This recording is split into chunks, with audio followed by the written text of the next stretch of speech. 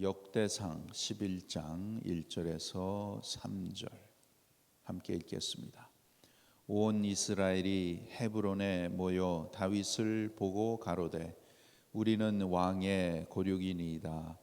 전일 곧 사울이 왕이 되었을 때에도 이스라엘을 거느려 출입하게 한 자가 왕이시었고 왕의 하나님 여호와께서도 왕에게 말씀하시기를 내가 내 백성 이스라엘의 목자가 되며 내 백성 이스라엘의 주권자가 되리라 하셨나이다 하니라. 이에 이스라엘 모든 장로가 헤브론에 이르러 왕에게 나오니 다윗이 헤브론에서 여호와 앞에서 저희와 언약을 세우매 저희가 다윗에게 기름을 부어 이스라엘 왕을 삼으니 여호와께서 사무엘로 전하신 말씀대로 되었더라. 아멘. 이 본문은 다윗이 온 이스라엘의 왕이 되는 것을 기록하고 있죠. 3절 하반절에 보시면 마지막 부분에 저희가 다윗에게 기름을 부어 이스라엘 왕을 삼으니 여호와께서 사무엘로 전하신 말씀대로 되었더라. 말씀대로 되었더라. 여러분, 이스라엘 백성들이 다윗을 왕으로 삼은 것은 하나님께서 일찍이 사무엘을 통해서 하신 말씀을 하나님이 이루셨다는 것을 말씀하고 있는 것이죠. 여기에서 우리가 항상 배워야 하는 것은 보이는 것만 보지 말고 그 배후에 계신 하나님을 항상 읽으라고 하는 것입니다. 여러분, 우리 사람은 인생을 살면서 무엇을 보는가? 자기 자신을 주로 봅니다. 자기 자신에게 포커스해서 모든 그런 상황을 보는 그러한 습관이 우리에게 모두에게 다 있습니다. 그래서 내가 아주 똑똑하고 지혜로운 것 같지만 절대로 그렇지 않습니다. 여러분, 나 자신은 젊었을 때나 나이가 많을 때나 이럴 때나 저럴 때나 항상 연약합니다. 우리는 잘 몰라요. 그래서 조금 어려운 일이 있으면 흔들리고 잘 될 때는 교만에 빠지고 잘 안 되면 좌절하고 참 초라한 자신을 우리는 자꾸 보는데 이것은 잘못된 것입니다. 잘못된 것이에요. 여러분, 우리는 자기 자신에게서 해방받고 하나님 안으로 들어온 하나님께 속한 자들입니다. 그래서 우리는 무엇을 보고 인생을 살아야 되는가? 세상에 불완전한 것을 바라보고 의지하고 사는 것이 우리 일반적인 사람이고 세상도 늘 그렇게 바라보게 하고 심지어는 믿는 사람들까지도 그렇게 바라보고 사는데 그것은 잘못된 것이에요. 우리는 어떻게 살아야 되는가? 하나님 바라보고 사는 것이 우리들의 인생입니다. 하나님 바라보는 것이에요. 그래서 어떤 상황에서라도 하나님을 바라보고 하나님을 즐거워하고 하나님을 누리고 하나님 안에서 살도록 우리에게 하나님께서 복을 주셨습니다. 하나님은 변함이 없으시고 부족함이 없으시지요. 그래서 우리는 일평생 하나님을 즐길 줄 아는 그 훈련을 해야 하는 것입니다. 우리가 잘 아는 장로교 소요리 문답의 제 첫째 질문이 무엇입니까? 사람의 제일 되는 목적은 무엇인가? 그 목적이 무엇이죠? 하나님을 영화롭게 하는 것과 영원토록 그를 즐거워하는 것이다. 하나님 아버지 즐거워하는 것, 영원토록 즐거워하는 것이 우리의 본분이라는 것입니다. 그래서 우리가 늙어서도 젊었을 때도 하나님 바라보고 살면 그 삶이 풍성한 것이에요. 하나님이 나의 재산이라는 것입니다. 그래서 참 저 사람은 하나님께 미쳤다고 할 만큼 그만큼 우리가 하나님을 바라보고 살아야 정말 반석 위에 세운 집이 되는 것입니다. 정말 다른 사람들이 저와 여러분을 볼 때 야, 저 사람은 예수에 미쳤어. 하나님에 미쳤어. 그만큼 우리가 하나님 바라보고 하나님 중심으로 살아야 우리의 믿음이 아주 든든한, 굳세고 든든한 그러한 반석 위에 세워서 하나님 기뻐하시는 그러한 삶, 하나님을 높여드리고 하나님의 영광 돌리는 삶을 살 수 있는 것입니다. 그래서 우리의 인생은 뭐라고요? 하나님 바라보고 사는 거예요. 어떤 상황, 하나님 바라보면 되는 것입니다. 그리고 하나님을 읽을 줄 아는 그러한 훈련을 우리가 해야 되는 것입니다. 앞에서 일어나는 것만 보는 것이 아니라 그 배후에 있는 하나님을 읽을 줄 아는 그러한 훈련을 우리가 계속 해야 되는 것입니다. 오늘 본문에도 9절에 보시면 9절에 보시면 만군의 여호와께서 함께 계시니 다윗이 점점 강성하여 가니라. 만군의 여호와께서 함께 계시니, 여러분 이 9절에서 보이는 것과 보이지 아니하는 것이 있죠.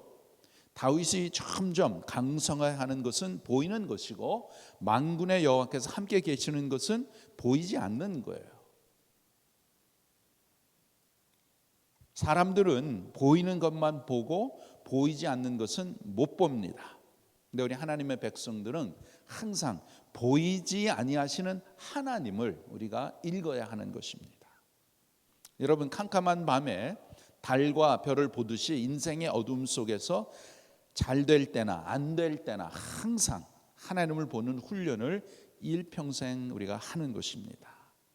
천지를 지으신 하나님이 내 인생을 주관하심을 믿고 하나님을 즐기며 사는 것이 믿음 생활이에요. 보이지 아니하는 여호와께서 나와 함께 하심을 우리가 보아야 되는 것입니다. 또 10절에 보시면 다윗에게 있는 용사의 두목은 이러하니라. 이 사람들이 온 이스라엘로 더불어 다윗의 힘을 도와 나라를 얻게 하고 세워 왕을 삼았으니 이는 여호와께서 이스라엘에 대하여 이르신 말씀대로 함이었더라. 여러분 다윗에게는 참 귀한 장군들이 많이 있었습니다. 그럼 우리가 보이는 거예요. 다윗의 옆에 아주 용맹스러운 장군들이 많이, 그건 보이는 것입니다. 보이지 않는 것은 하나님이 그 배후에서 그렇게 은혜를 베풀어 주셨기 때문에 그렇게 된 것이지요. 그래서 늘 배후에 계신 보이지 않는 하나님을 우리는 읽어야 하는 것입니다.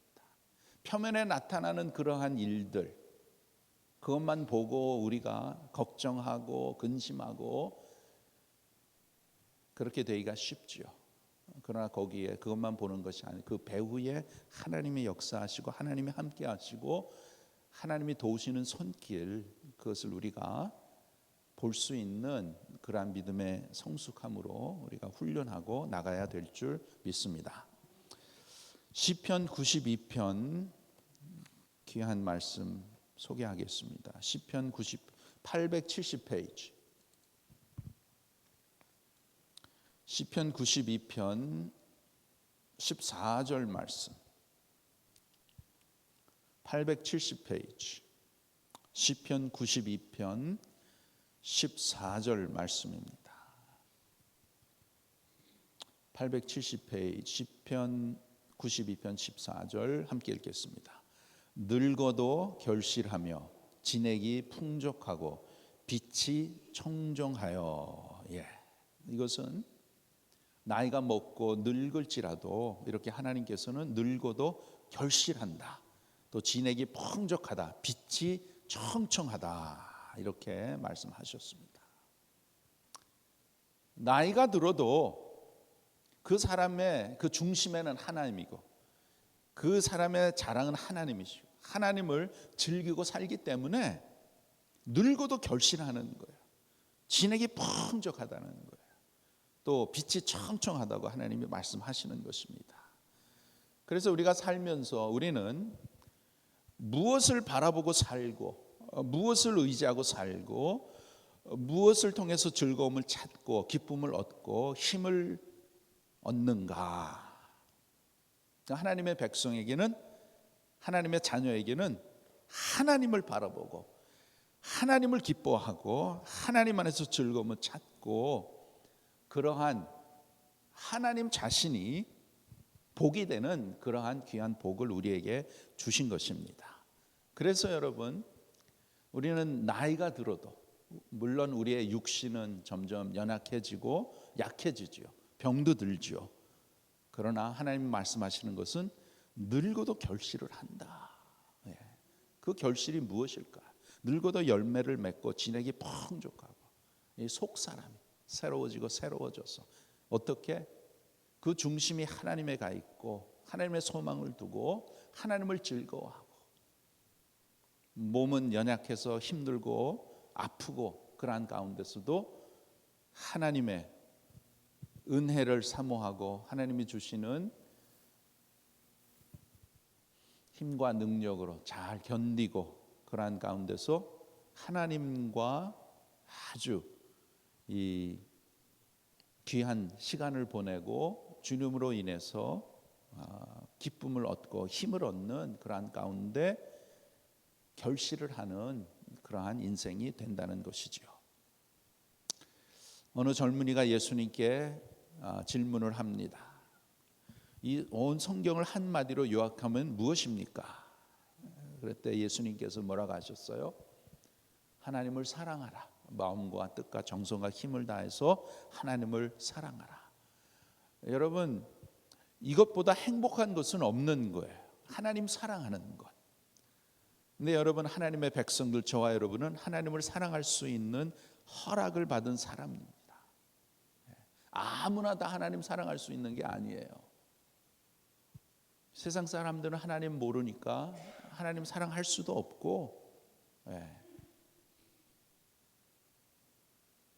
우리의 참 영원한 간절한 소원은 무엇인가?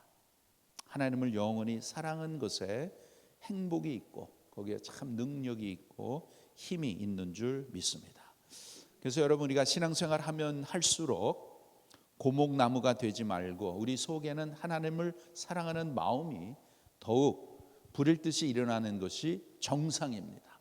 그 가슴이 이렇게 뜨거울 때 그 백발은 늙은 표시가 아니고 꽃으로 보이는 거예요. 왜? 너무 행복하기 때문이죠. 내가 때로는 사망의 골짜기에 갈지라도 하나님께서 나와 함께 계십니다. 그 하나님 나를 인도하시고 나를 도우시고 나와 동행하시는 그 하나님, 그래서 그 하나님으로 우리가 함께 사는 것이죠. 어떠한 어려운 일을 만날지라도 하나님이 같이 계십니다. 그래서 하나님께 시선을 두고 인생을 살도록 훈련하고 누리고 사는 저와 여러분 되기를 간절히 바랍니다. 본문으로 다시 돌아가서 14절에 보시면 역대상 11장 14절, 거기에 보면 저희가 그 밭 가운데 서서 그 밭을 보하여 블레셋 사람을 죽였으니 여호와께서 큰 구원으로 구원하심이었더라. 이것은 블레셋과의 전쟁에서 블레셋 사람들을 죽였습니다. 블레셋 사람에서 승리했어요. 그런데 그 배후에는 하나님의 큰 구원이 있었다라고 하는 것이지요. 또 본문의 17절에 보시면 17절 여기에 보면 다윗이 사모하여 가로되 베들레헴 성문 곁 우물물을 누가 나로 마시게 할꼬 하매. 이렇게 여러분, 이 당시에 이스라엘과 다윗이 지금 전쟁을 하고 있는데 다윗이 목이 마른 거예요. 그래서 베들레헴 성문 곁에 있는 우물물을 누가 내게 마시게 할꼬, 이렇게 말을 했어요. 근데 알다시피 다윗이 전쟁할 때마다 참 승리하고 승승장구하고 주변에 있는 다윗에게 충성하는 사람으로 꽉 차 있습니다. 그래서 이때에 블레셋이 장악하고 있는 베들레헴 성에 우물이 있는데 다윗이 말하기를 누가 가서 그 물을 가져다가 나를 마시게 할꼬, 이렇게 다 얘기를 하는 거예요. 근데 그 말이 떨어지지 지지마자 세 사람이 아주 용사가 세 사람이 목숨을 걸고 그 블레셋의 진영을 뚫고 가서 성에 들어가서 물을 가져다가 다윗 왕에게 바칩니다. 그런데 그때 성령께서 다윗을 강하게 치는 말씀을 합니다. 그건 뭐냐면 내가 감히 목숨을 걸고 가져온 물을 마실 수 있느냐. 이것은 다윗이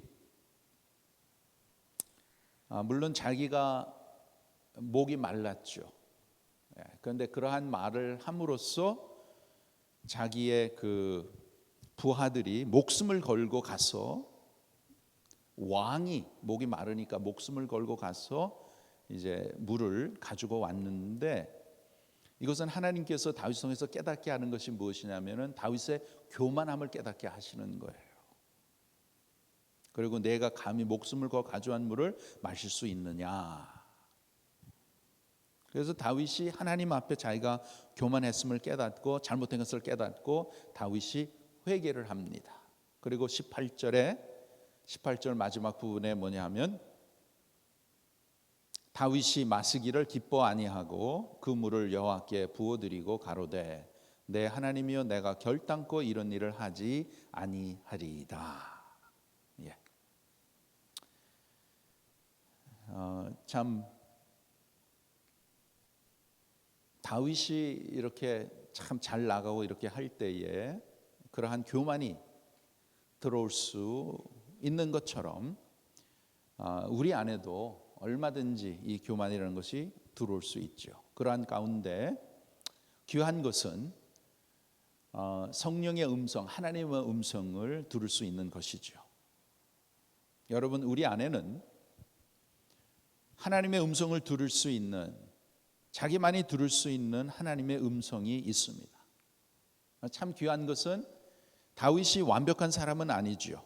실수도 하고 또 여러 가지 죄악을 했지만 다윗은 하나님의 음성을 잘 들은 사람입니다. 특별히 사울 왕이 자기를 죽이려고 쫓을 때에 사울 왕을 죽일 수 있었던 그러한 상황들이 있었잖아요. 그래서 사울 왕의 옷자락을 자를 때에 사울 왕의 머리 곁에 창이 꽂혀 있어서 죽이고 싶은 충동이 일어날 때에 하나님께서 죽이지 말라. 그러한 음성을 듣고 하나님의 음성을 듣고 하나님을 읽을 줄 아는 그러한 귀한 사람이었습니다. 하나님께서 다윗을 이렇게 지켜주셨죠. 그래서 이러한 낙심과 교만에 빠지지 않도록 하나님께서 지켜주셨습니다.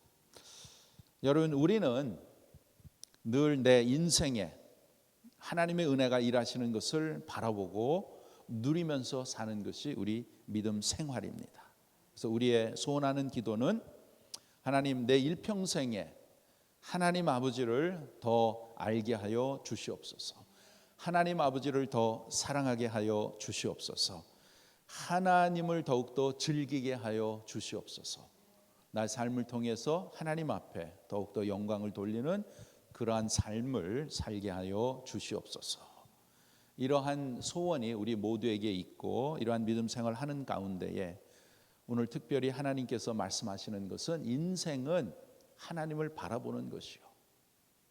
우리의 삶 가운데 표면적으로 나타나는 지금 나타나는 거기에 상황에 거기에 빠지지 말고 거기에 몰두하지 말고 그 배후에 있는 하나님을 읽어서 하나님께서 역사하시고 하나님께서 도우시는 손길, 하나님께서 일하시는 그 뜻을 우리가 구하고 그 뜻을 헤아려서 하나님의 뜻을 이루어드리는 저와 여러분 되시기를 간절히 바랍니다.